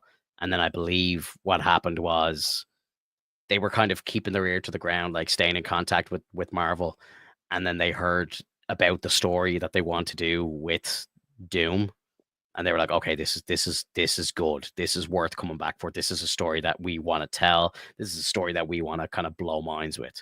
And that to Mhm. me like is a kind of safety net. Like that to me is like, okay, these guys, they know what they want to do. They've got that kind of passion back. They know, okay, this is a reason to come back. This is a story we really want to tell. They've got one of the writers back who wrote all of their great movies like Civil War, Infinity War, Endgame. You know what I mean? Stephen McFeely, like he's one of the he's writing the gold, and he's coming back to write these movies for them as well. So, you know, I'm confident. I think it's going to be good. I think we're kind of going to return to the Russo greatness, because like that team all together that's the dream team. You know what I mean? Like they've made, in my opinion, all of the best movies of the MCU has come from the Russos. You know what I mean? Winter Soldier, Civil War, Infinity War, Endgame. Like these are all Russo brother movies written by McFeely, and he's the one who's coming back to do these next two. So really, like, are they going to drop the ball now? I don't know. I don't think so. I really don't think so. And the fact that they've got Downey in as well, and Downey works so well with the brothers, and you know what I mean? Like, you're going to have Tom Holland, you're going to have Evans back, you're going to have Deadpool, Wolverine, fucking all the X-Men. Like, you're going to have everything, like, you know what I mean? Like, and I think it'd be impressive if they fucked it up. That's what I'm trying to say. I think they've got a home run in the bag, and I just think, you know, it would actually be impressive if they fucked it up, because I think it's going to be incredible. And don't forget as well, you have 2 fucking comic book tellings of Secret Wars that are like legendary status comic books. So like they've got all the source material to pull from. They've got the entire MCU pretty much open to them now. They can do everything. They've got access again to all the characters. You know, you can do panel by panel basically if you really want to. You know what I mean? Like, you can have Thanos on the screen with fucking, like, you can recreate all the best panels. Like, you know what I mean? You could have God Emperor Doom stroll in. Like, imagine Doomsday starts with like a variant of Doom that's God Emperor Doom, and he stands up with a Thanos and just rips his fucking spine out. Like, you know, everyone would just be like, what the fuck? Like, that would just start like that movie off so well, and everyone would just be like, what the hell just happened? Like, you know, the text comes up at the bottom of the screen, like, you know, Earth fucking 2392, whatever the fuck. And then it's just, you see that happen, and then it's like, boom, back to 616, and you just be like, what the fuck just happened? Like, you know, they can just go wild with it. I'm very, very hopeful. I really do think that they've got this one. See, and that's what worries me, is the fact that there's so many of these different moments that you're talking about when we haven't even established the fucking character yet. That's really worrying to me. I think it's just going to go way too much all over the place, and we're never going to get a proper Doom ever. At that point, like, I've seen a lot of people like have that exact kind of same conversation and that exact like point. And I think if you like break down the amount of actual screen time that Thanos had before Infinity War, it's like something like 12 minutes less, like 6 minutes of actual screen time. And then boom, he just comes in and just right, but it still wreaking havoc. established the character, because we knew that he was on his way to essentially get the Infinity Stones, because he was essentially like, he's like, well, I got to do this shit myself. And then there's the conversation that he has, I can't remember who with, but essentially you have that brief moment where he has that conversation. I can't remember who the fuck it is, but essentially you get to hear him talk, you get to hear him say what he needs to say, and then it establishes the character in that way where it's like, okay, well, he's on a crusade right now. This is what he needs. This is what the people that are following him are trying to do, which is collect the Infinity Stones. And when they fail to do so, that's when he decides he needs to go and do it himself. That's the proper way that you establish a villain, is by at least putting them forward and giving them screen time, even if it's a minute. If you get just a small amount of dialogue from them that helps you understand who they are, what they want, and why they want it, it will go far beyond what we're even considering. I don't need a multiverse of Doom. I don't need a multiverse of Kang. I don't need a multiverse of Thanos. I just need the one character that will let me at least, like, because I love Thanos. Like, he's an asshole. He's a fucking like harsh villain, but like he's a great one because of the way that he was established. So when you tell me that like we're not going to know who Doom is until the movie, it's like, dude, like that's not the point of a villain. The point of a villain is the brooding. Yeah, I think he'll be in like Fantastic Four, which I think takes place before Doomsday, and I wouldn't be surprised if Downey does like they do something like an after credit scene, maybe somewhere else after Cap 4 or something like that, or somewhere else. Like I think there'll be one or two little like, short appearances before Doomsday kicks off. Because I I mean, believe I think originally Spider-Man 4 was going to be before Doomsday, but now I think it's after. So Mhm. I don't know what's going to happen there. Maybe they thought they would introduce him there as well. I'm not exactly sure. But yeah, I don't know. I know you're making very valid points, of course. But I don't it's know. It's just I feel like it's a bit different. I don't know if it's going to it's be. gonna be sloppy. Yeah. Like I can see where you're coming from. Definitely. It's not the same. It's definitely not the same build up as um Thanos, and even Kang kind of got a bit of a more kind of a natural build up as well.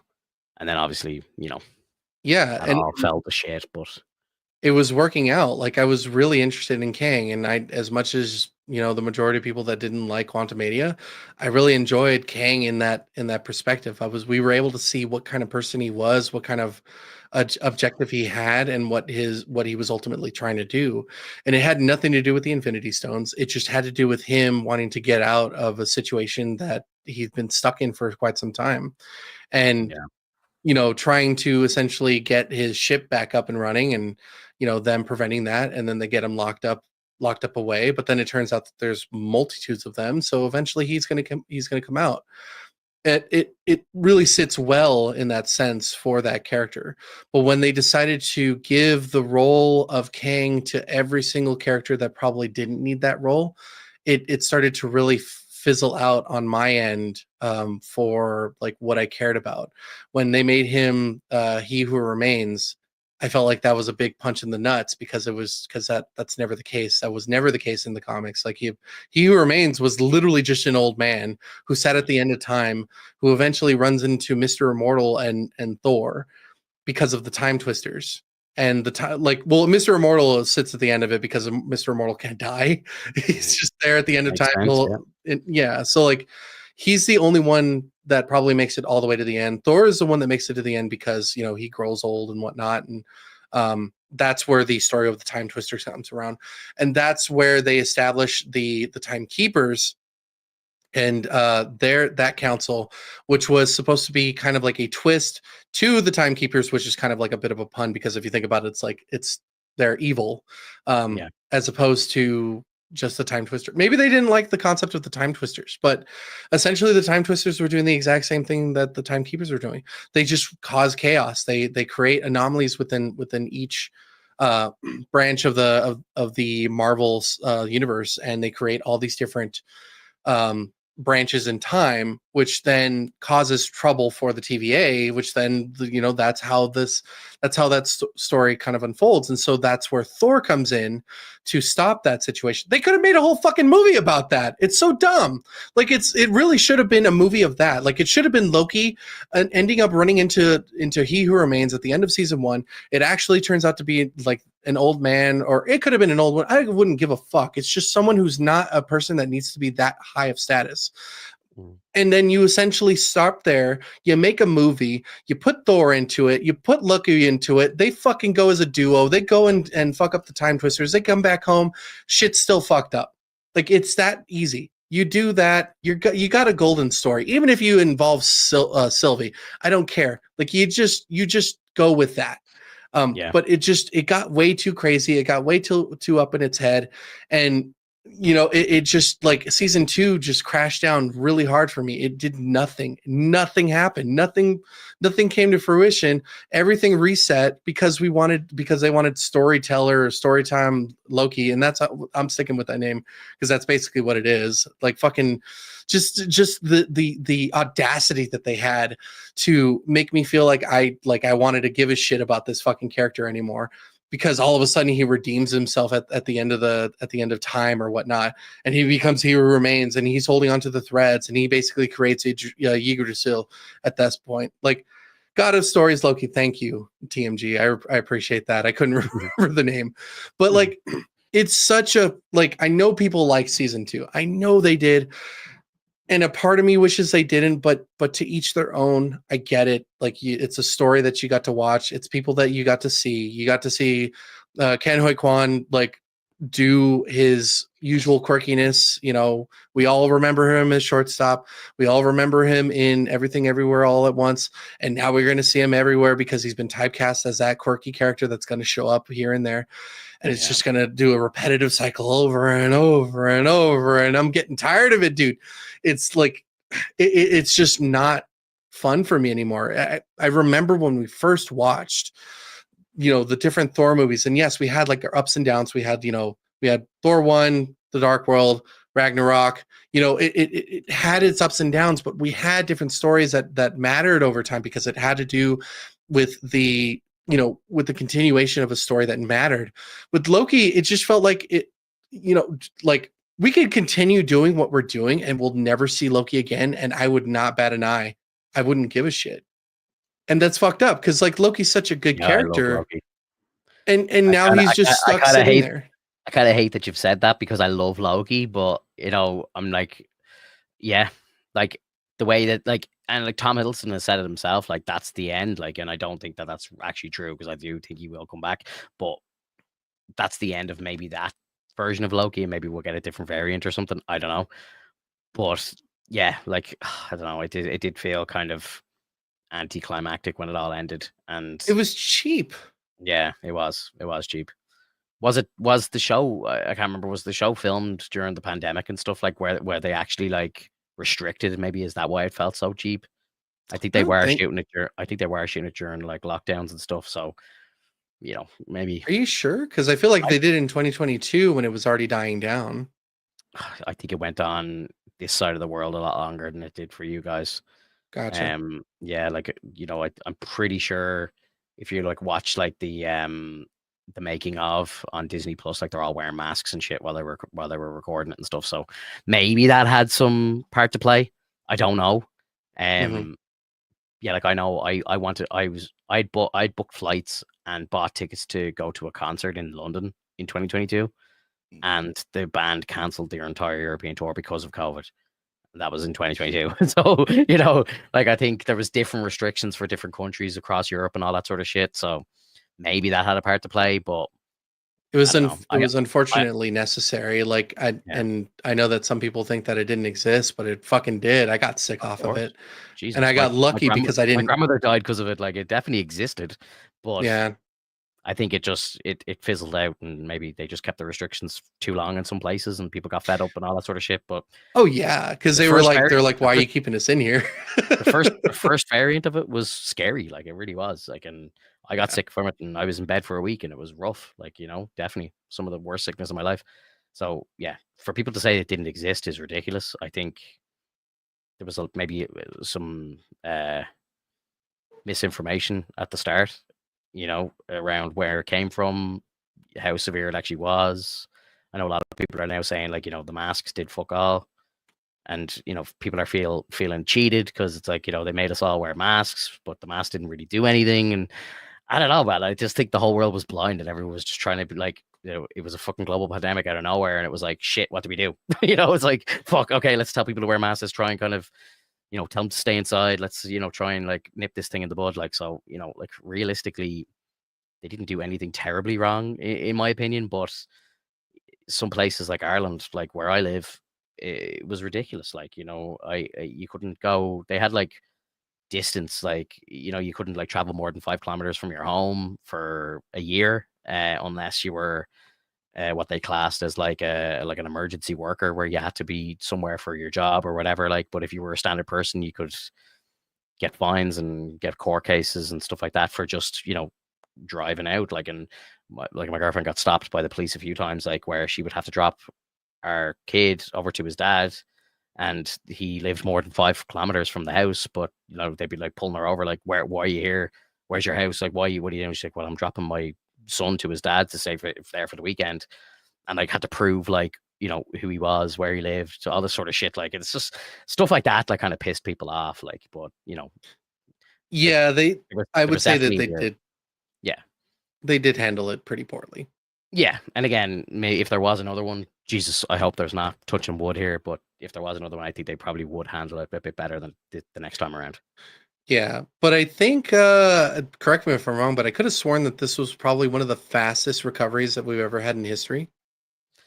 I Compared again, to, I'm not a doctor. I'm not going to pretend that I really know a lot about this. Like, but my missus is very into kind of like because our son is autistic and she's kind of mad into kind of like research on like vaccines and all Mhm. that sort of stuff because there's one of the age old debates is like was autism from vaccines and shit like that, and she's like gone down the rabbit hole on all this sort of shit like um like it's I think she was telling me it's like the most extensive medical research of all time has gone into proving that that isn't the case. Like they've never put as much money into it as they have with anything else.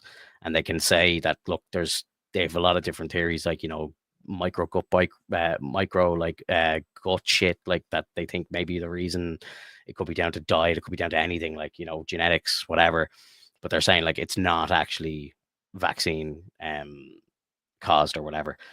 Yeah, And no, that because it's counterintuitive to think that way, especially for people who think that like they're trying to keep us as like locked down as possible. Of course, like because like I for some reason, I don't want to get too crazy political on this, but I think the world believes that everybody needs to be at the exact same like level of intelligence and whatnot, but that's never going to be the case. Like no, we're way too different of a culture as humans. Like we don't have um we don't have the ability to bring everyone on the same trip as us, but that's okay because we absolutely need to understand that the people that are doing their best for us should be given as much like praise and like help as possible.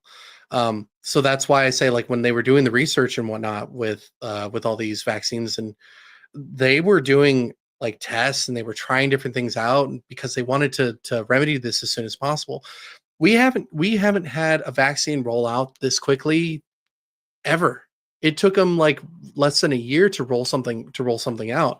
And although like trusted companies like Johnson and Johnson and Pfizer were, and Moderna, like they all each had their different type because they all had different research. And I think that's what really bothered people because it's like, what do you mean there's different types of vaccines?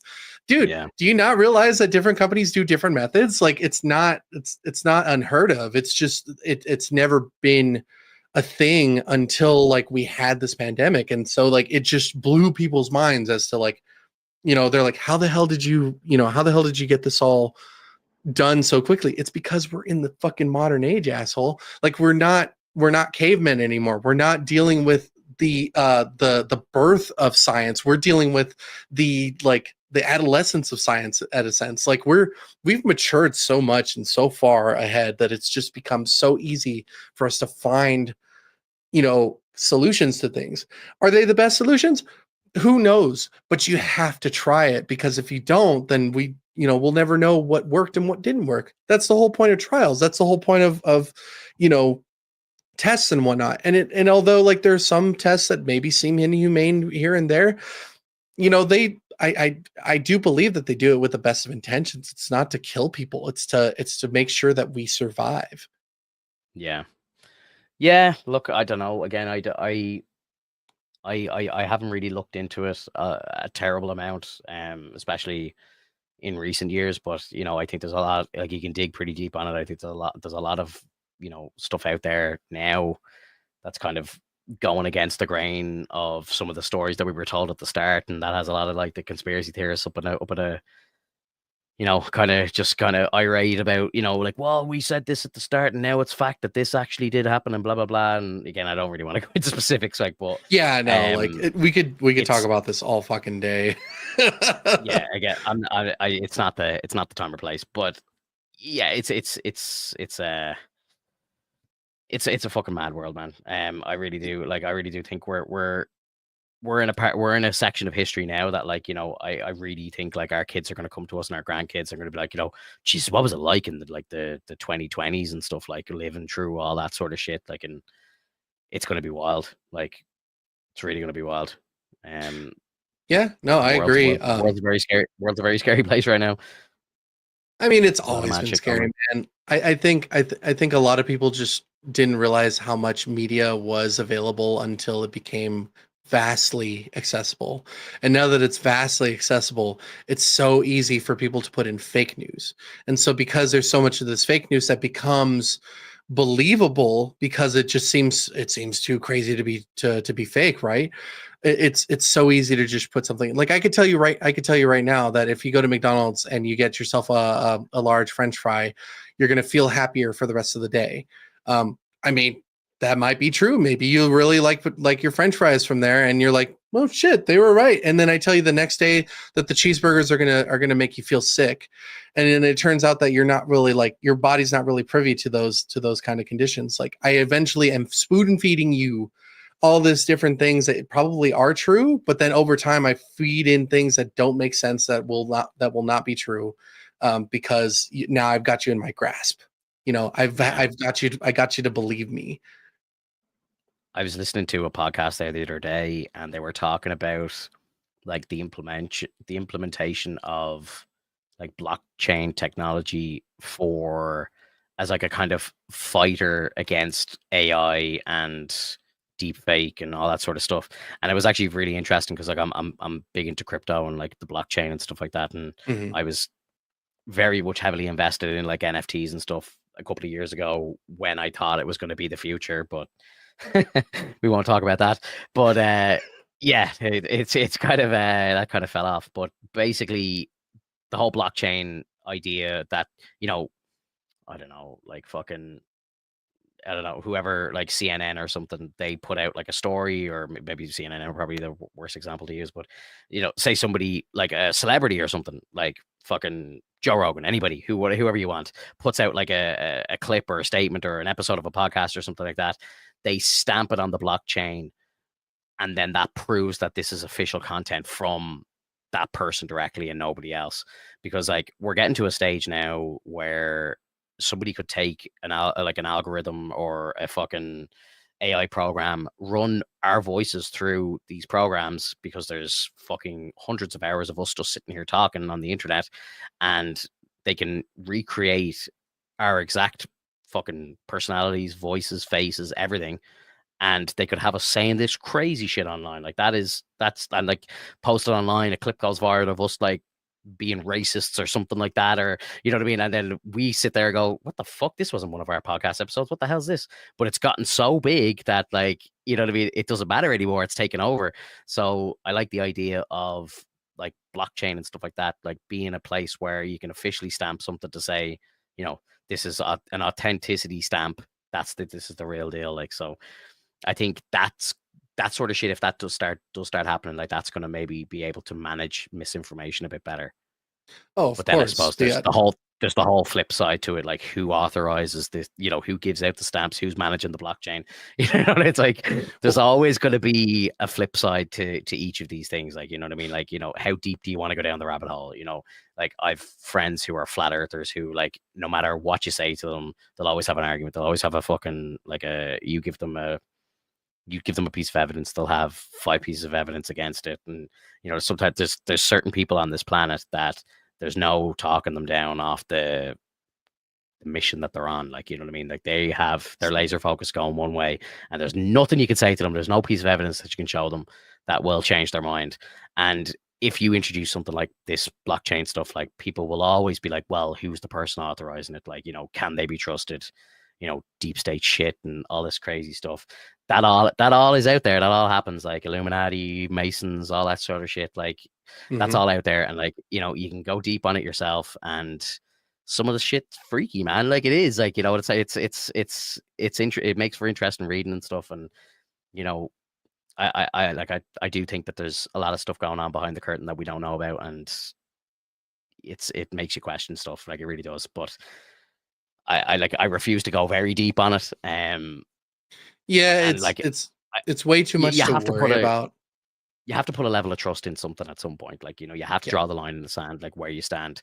And there's certain things that I'll put my hand up and say, yeah, that's sketchy, bro. Like I agree. Like that's like I don't know, like some of the NASA stuff out there, like you can tell like some of it is fake. Like, it's and they've said it themselves. Like, like they say that they digitally render like pictures of the fucking planet and stuff like that. Like, like that's one of the classic flat earth arguments. Like, people will say, um, all the pictures that you see of the earth and all are all CGI. Like that's what they say. That's one of the things they say. There's never been a true picture of the earth taken from space.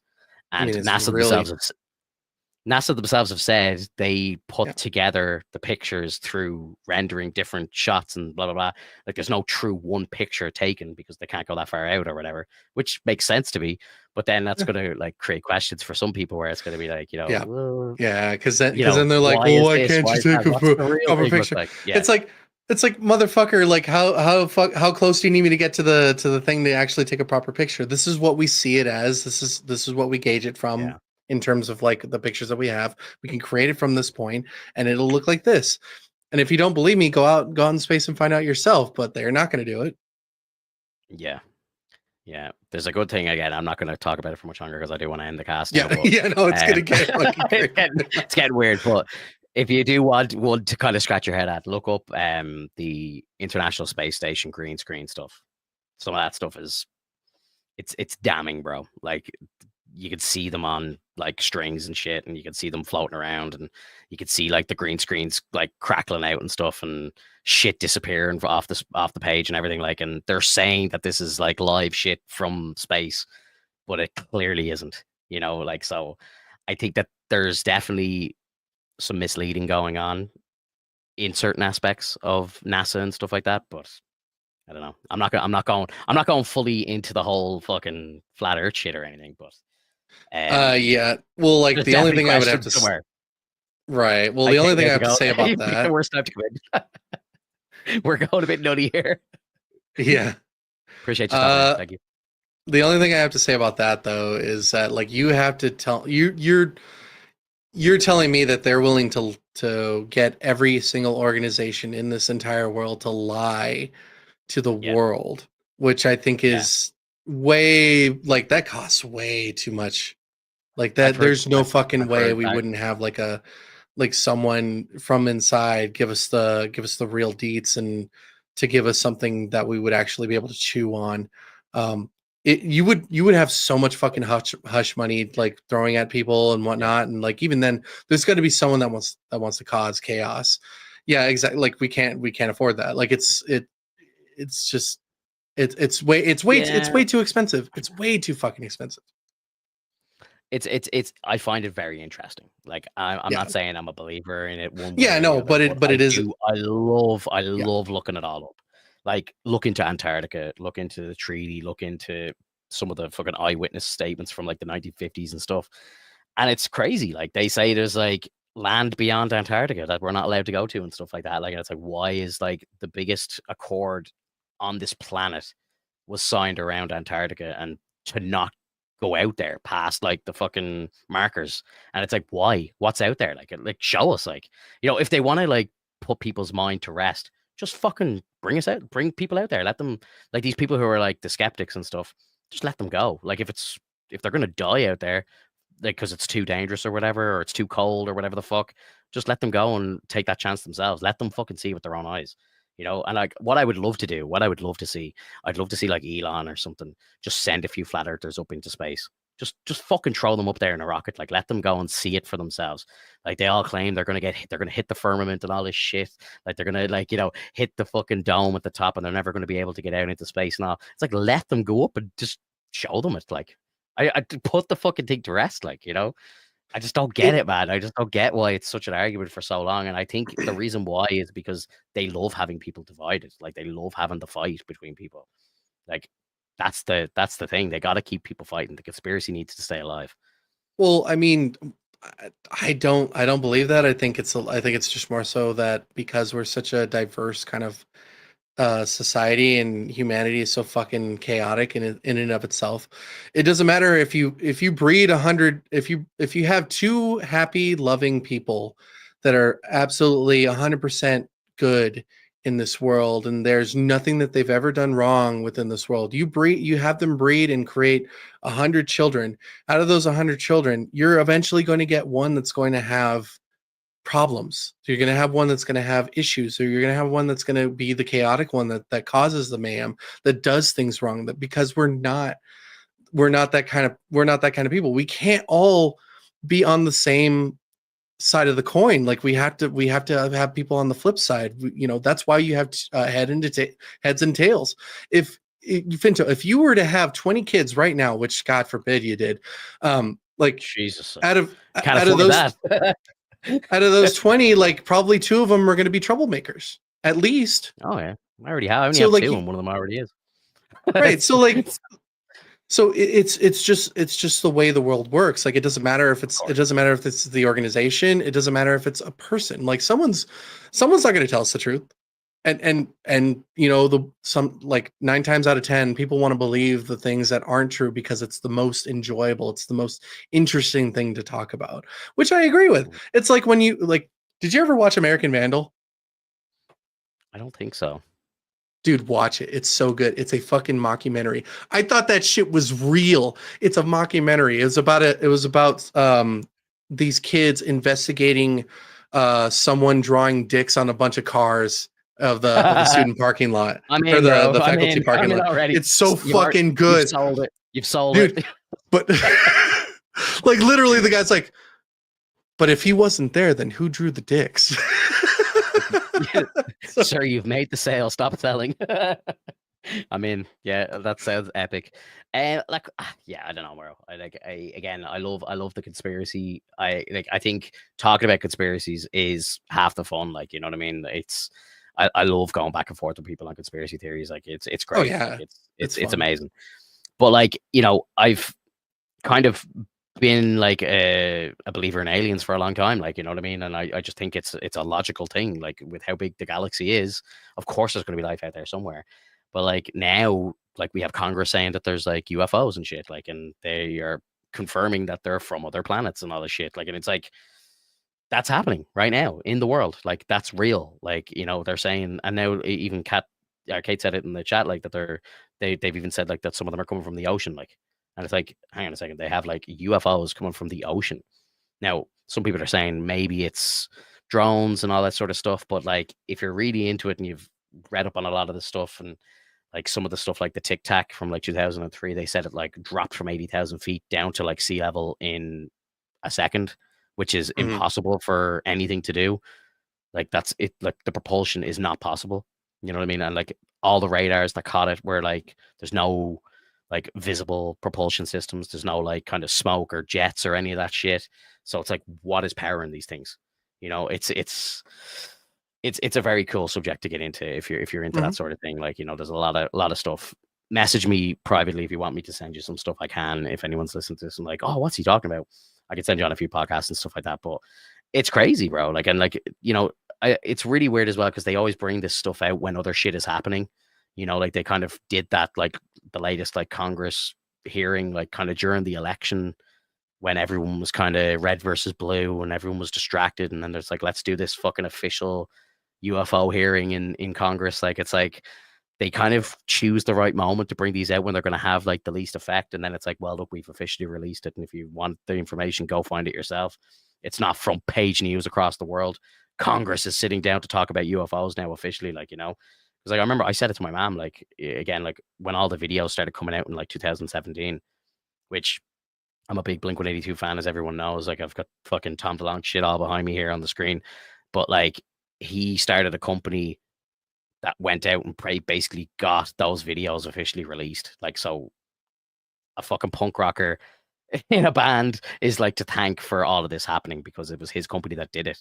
Like, which may be why I'm a little more interested in it than other people, but like it's fucking crazy to think that all this shit is happening because he like knew in his bones for so long, for years, that all this shit was real, and basically went and made it happen. Like, it's crazy. Nuts, man. It's Yeah, fucking wild. yeah, and just wanted to point out as well, Kate's thinking that Stranger Things season 5 is going to end in a way that we all like, which I'll tell you this right now, Kate, I have never watched that show, and I will start watching it soon, because I've been hearing a lot of good stuff on it, You've and I think I've never been watched. recommended. No, I think I've How have told you we never about this talked before. about this? I think I could have sworn we did. I never watched it. Hang on a second. Did we not cover the latest season when it came out? We never covered anything Stranger Things. That's bizarre because like I would have like sworn that like like Hoffman and myself and Kyle and stuff like would have all watched the show back then. That's bizarre, man. Maybe that was with you guys, but like I can't, remember I came in like later. So Yeah, but like there wasn't that many episodes. I need to go back actually. I'm gonna flick back through the catalog because I can't believe that we've never talked about an episode of Thing. I find that hard to believe. That's weird. I've seen yeah, every episode of Stranger Things. I fucking love the show. First season is a 10 out of 10. Second season is probably a 9 out of 10. Third season is probably like maybe a 8 out of 10. It's like it starts to kind of kind go of down a trickled bit. down a little bit. Yeah. But season 4, you're like, boom, they're back, baby. Like season 4 was incredible. And I hear season 5 is going to end well. I think they've finished filming now and they're kind of in post production. But yeah, season 4 was amazing. Why did we not talk about it? What the fuck? I'm so confused right now. I don't know, I'm so man. Like confused. out of all the things that you wanted to talk about, like it just never came up. Season 4 was bananas, says Griff. Yeah, it was. It was. Like, I'm so confused right now. Yeah, I don't know. Maybe it was just the case that it was just me and you, and I asked you, and you said you hadn't seen it or something, so we just skipped over it. There might have been other Yeah. stuff out at the same time. Stranger Things rewatch. Yeah, look, there we go. Alex has a mission now. He has a new show to watch, and yeah, I can't wait to Okay. when you finish watching season 1, we'll talk about it, and then when you finish watching season 2, we'll talk about it again. We could do some recaps or whatever. But Sure. yeah, fuck yeah, I'm always down to talk about Stranger Things because especially the first season, like it's like 80s kind of like horror kind of like it's just like it's like an 80s movie basically. The first season, it's kind of got like ET vibes, like with like kind of teeny kind of like horror vibes and everything. Like it's perfect. Like, and it's got all the synth kind of music and all from the 80s and everything. It's fucking brilliant. It's absolutely brilliant. Winona Ryder's fantastic in it, and like David Harbour and everything. Oh, brilliant. And all the kid actors, they're all incredible. They all just absolutely they just play an absolute stormer. See, and I didn't know who David Harbour was until Black Widow.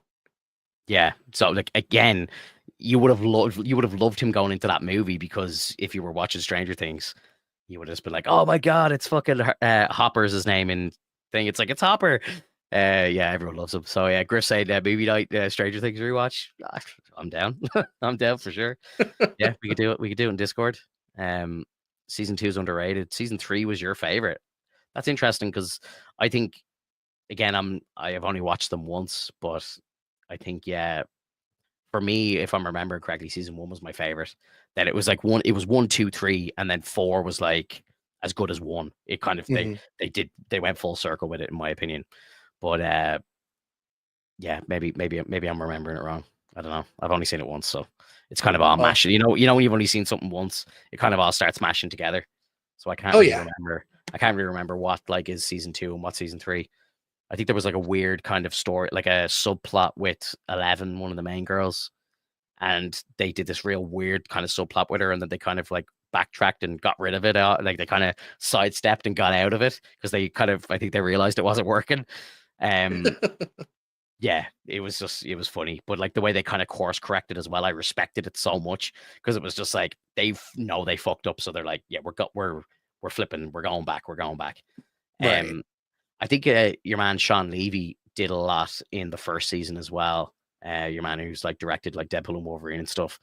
So yeah, like he's a big actor, he's a big director, and I think he had a lot of input into the first couple of seasons as well. So it's kind of got like that kind of pro director fucking feel to it, and just everything about it, man. It just all sings so perfectly together. The soundtrack, the vibes with the acting, the shooting of it is incredible. It feels like you're watching an 80s movie. It's just so good. And as Griff says here, the fourth season just went full horror. It did. It went fucking crazy. That It went sounds fun. crazy. Yeah, it was so good. Oh, See, and so good. speaking of Sean Levy, like it kind of makes me think about like all the different directors and writers that we've had recently. Like for it, what I think I find amazing, and I know this is kind of going off in a different direction, is that anything referring to the X-Men is so far, in my opinion, has been straight fucking gold. Yeah. Um, I don't know what it is. I don't know if it's just really easy to write X-Men or Deadpool and Wolverine or just Deadpool in general. Um, I like the animated X-Men that we saw, X-Men 97, that was fucking amazing. Fire, bro. And then we see Deadpool 1, it was great. Deadpool 2 was awesome, and then Deadpool and Wolverine was just fucking amazing. Like it made so much fucking money, and it just had such a such good reviews. It just seems like the X-Men is what we needed, and like that's why I'm hopeful that once the X-Men get introduced into the situation, things will get a little bit better. Maybe they'll have the same writers work on the X-Men. Like I would say that they could probably use the same writers that they did for the animated series, translate it over to live action, and I would That'd be I would beautiful. probably find that amazing. If they decided to change up writers, I think it would probably, like, you can't spread people too thin. You need other people to take the mantle, but like it would be awesome if like they mentored other people to like on how to write a good X-Men story. Yeah. Yeah, I've got faith, bro. Because again, like that's where Feige started too. He started in Fox. He started with the X-Men. Like he's gonna do it right. You know he will. Yeah. And after Secret Wars, like when there's the kind of soft reboot, the first saga in the new MCU is the Mutant Saga. So I think it's gonna be fire. Yeah, Yeah. yeah, it's gonna I'm be great. I'm hoping it goes well. Yeah, I think it will. I think it will. Because you just know, like the MCU, like Marvel Studios, they're gonna do casting really well. I think heavily rumored that Jackman's going to actually stay and he'll be the Wolverine, and I think it'll be in good hands. Yeah, like they made the joke, till you're 90, but I actually think that could happen, bro. I think they're going to actually do Old Man Logan, and Jackman will be an old man. I think that's what's going to happen. I wouldn't mind seeing like a mentorship with Jackman, like kind of passing on the torch to maybe like another Wolverine-esque character. It doesn't have to be like X-23 or anything, but maybe someone that like has similar effects to Wolverine that he can bond with. I know he bonds well with Rogue. It's like a very much kind of brother sister kind of situation, or like family related and whatnot. And I think that it would be cool to actually see like the romance between Rogue and Gambit, and all that kind of stuff that we're so used to and that we enjoy. I think the relationship situation between Scott, Jean, and Caroline, like it was so fucking good, dude. Like it's straight, like it pulled straight from the comics. Is like, oh my god, like it just, because Jean really did have a clone of herself because of all the things that occurred It's with such a fucked up Mr. situation, Sinister. bro. Poor It's Scotty, so man. I'm in Scott's corner but here. are you, like, it's kind It's of fucked, like, bro. I mean, I get it. I get why he like still had feelings for Caroline, because it just Yeah. they had a child. It wasn't like Jean was a side chick. He just really thought it was Jean, and it turns Yeah. out that the kid is with that. But that's cool that that's like their first kid. Yeah. But with Jean, with Scott, with actual Jean and Scott, they have some of the most powerful fucking kids on the goddamn like spectrum of the X-Men and of Marvel. Like they have Hope Summers, and then you have Nate, who's like actually inhibited by the technovirus, which, like, if that technovirus gets removed, Nate becomes one of the most powerful like X-Men beings. I think he becomes like damn near Omega level. Yeah, it's epic. That's epic. I love it, dude. I think we're gonna get it all. I really do. They need to bring in like Bo DeMeo and just go ham with it. He just gets it. He really does. Yeah. Oh yeah. Yeah. Yeah. If they don't make Deadpool and Wolverine 2, they're losing money. I think they're working on a script right now. I Yeah, heard that too. I think they are. Yeah, That and it makes sense. It makes sense. With just even just with the way that Deadpool and Wolverine 1 ended, Like, I just don't think it would make much sense if the next time we saw them was in Secret Wars. Like, I think we Mhm. need to kind of see them get there. So, like, another kind of adventure with the two of them just getting to Battle World or something would just be perfect. Mhm. Yeah, yeah, big time. Um, Madeline Pryor, yeah, such a fucked up situation, bro. Like, I think about it Madeline, all. sorry, I don't know why I said Caroline. I didn't even hear the mistake because in my head I thought you said Madeline. I Like, must I have was I just, must have accidentally said. I'm like, now that I'm wondering, I'm like, who the fuck is Caroline?